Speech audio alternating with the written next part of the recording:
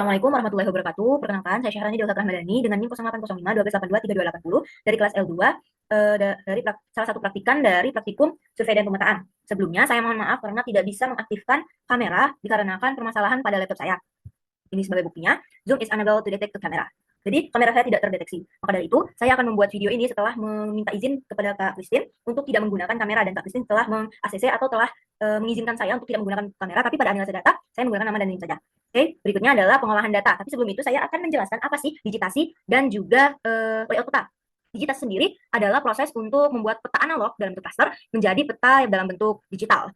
Kemudian untuk layout peta sendiri adalah tata letak dari peta tersebut. Tata letak ini maksud di sini adalah bentukan sebuah peta yang menyampaikan informasi-informasi yang terdapat pada peta yang telah dibuat. Nah, di sini setelah melakukan digitasi, saya akan melakukan layout peta, di mana di layout peta tersebut akan menginformasikan hal-hal apa saja yang telah saya buat di digitasi tersebut. Untuk kelas-kelas yang akan dibuat di digitasi itu ada 11 kelas, di antaranya adalah laut, darat, sungai, danau, kampung, garis pantai, bandara, rawa, pemukiman, dan juga waduk. Nah, di sini mungkin ada beberapa tempat yang tidak bisa ditemukan, namun saya akan berusaha untuk membuat peta tersebut seinformatif mungkin. Baiklah, di sini saya akan mulai untuk mengolah data. Nah, kita masukkan data dari 0 ke 3. Kemudian kita lakukan registrasi peta dengan cara klik kanan. Kemudian data template size. Ini ke WCS 1984. Kemudian, nah, di sini sudah keluar dalam bentuk TIFF. Klik pada file ini, kita pilih new shapefile. Kita tulis lautan dalam bentuk polygon. Nah, di sini kita masukkan WCS 1984, lalu klik OK dan OK. Nah, klik di sini ya. Setelah mengklik lautan dan pilih editor, kemudian selanjutnya kita pilih lautan, pilih rectangle, kemudian rectangle dari sisi kiri atas ke sisi kanan atas, kemudian dilebarkan sesuai dengan garis yang tadi sudah dilebarkan. Setelah itu kita klik editor dan save edit, kemudian stop editing.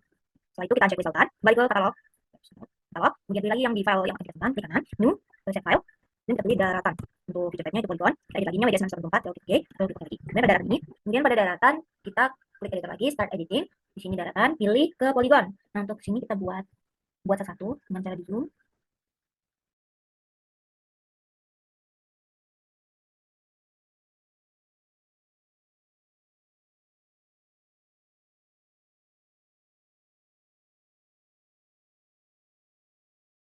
Lalu setelah membuat kelas daratan, yaitu membuat sungai. Kita buka lagi katalog. Di sini, new, set file, tulis sungai. Untuk sungai itu menggunakan polyline. Edit, jadi 914, klik OK, lalu OK.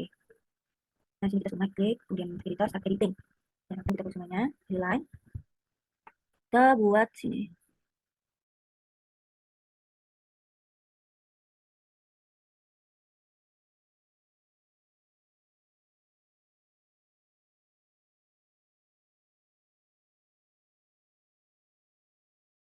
Selanjutnya adalah rawa. Kita pilih katalog, kemudian ke file lagi, klik kanan dan new, save file, tulis rawa.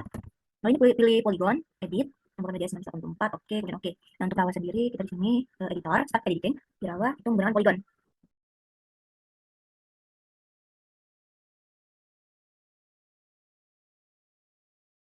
Setelah rawa itu ada danau, klik lagi katalog, sini new, save file, danau. Lalu itu sama menggunakan polygon, edit, 394, dan oke, lalu oke. Klik editor, start editing. No, di polygon juga.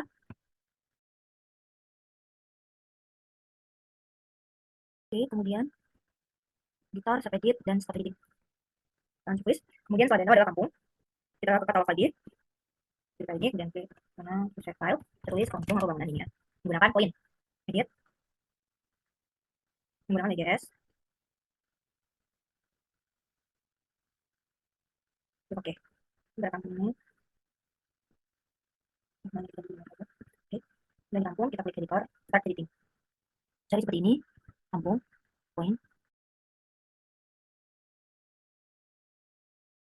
Oke, setelah kampung itu kita lanjut ke garis pantai.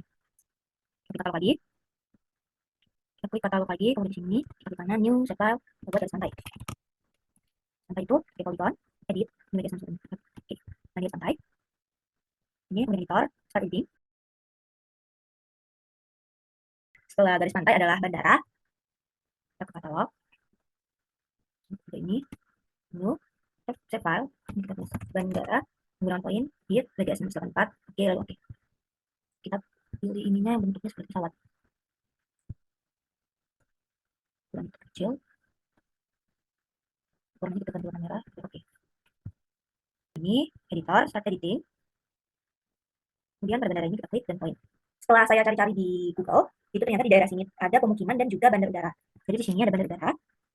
Di sini. Oke. Setelah itu ada di bandar udara ini dekat dengan pemukiman. Ini dia. Nah, ini adalah bandara. Ini new set file. Lalu pemukiman. Pemukiman kita menggunakan polygon, edit, menggunakan GS, dan oke. Di sini kita editor lagi, kita editing. Nah, ini adalah contoh dari pemukiman. Di polygon, di sini merupakan pemukiman. Dan yang satunya ada di daerah bawah. Bendungan. Kita katalog. Sini, no, shape file, waduk. Ini ke polygon, edit, yes, oke, oke.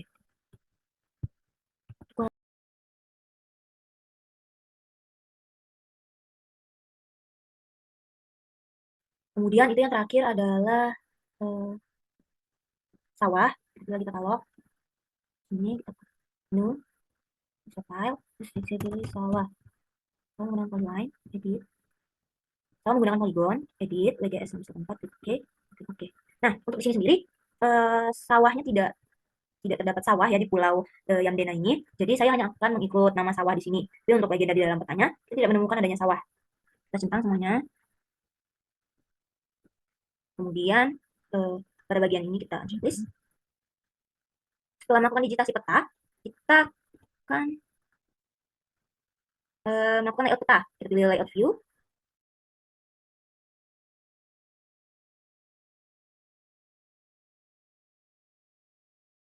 Nah, ini merupakan hasil dari layout dari digitasi dan layout peta yang telah saya lakukan sebelumnya.